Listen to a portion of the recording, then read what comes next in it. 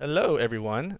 So, if you're watching this video, you're probably my friend on Instagram, and you might remember I used to have this blog called IamHelpCheap.com, where I would write posts about how to save money in a very borderline obnoxious way. And one of the posts I remember I wrote was about how I used to track my financial net worth. And I've always been really good at saving money and managing my finances. So this was something that I pretty much started doing when I first got my first job out of college. So it's a very simple process, and it only takes about 10 minutes a month for you to do, and I really recommend it. And I'll walk through it real quickly, but I just want to focus more on the reasons behind, because I think now I'm more cognizant about the effects of it than I was back then. So basically, the first every month, all you would do was I'll write down an Excel spreadsheet. I'll write down my balances every month. So if you want to do it, you would just have a spreadsheet.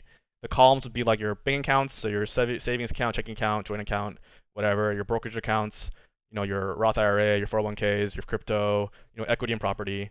And then the rows would just be your every month, right? So every month you would just track it, write it down, and then you can also do subtotals. So I like the subtotal based on like cash, um, you know, retirement, investments, or whatever. But the reason I like this so much is because at the end of the month, or it gives you a snapshot in time. So you can go back and look at how well you've been doing over the last, X amount of months or years. And now when I look back on it, I think the reason why this is so important is because it helps you keep finances at the top of your mind. So, for example, if you want to lose weight, you can just weigh yourself every day and write down your weight. And I think without actually consciously trying to eat less or exercise more, you'll probably start subconsciously starting to eat better because because now it's more top of mind for you, right?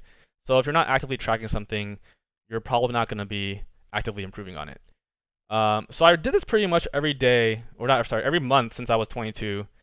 And then about 4 years ago, I left a decent paying salary job to do a startup where I basically made no money in the very beginning, and then I made very little money for like almost 4 years. And in that time, obviously my savings dwindled. It wasn't very fun to track anymore, and I pretty much just stopped this tab entirely because it was very depressing. And in that time also, obviously I wasn't making much money, I wasn't really saving money, I wasn't investing in anything, and I didn't really have a good grasp on where things were going financially. And on top of that, I had a lot of financial stress as well. So long story short, sometime last year I started doing this again, and I set a financial goal and just started tracking every month together with my wife. And we didn't really do anything different, but things just started turning around, right?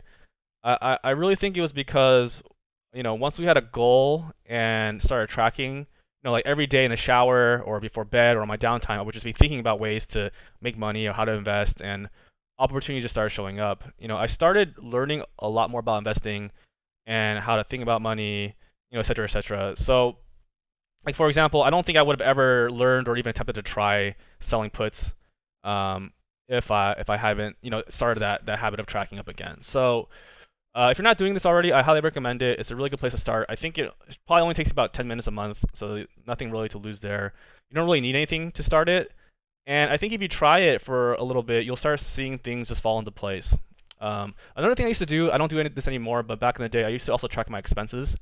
So I would take all my, like at the end of the month, I would just download all my credit card statements, line items, or like my bank account line items, and I would just categorize it myself actively, and then I would just just log it somewhere.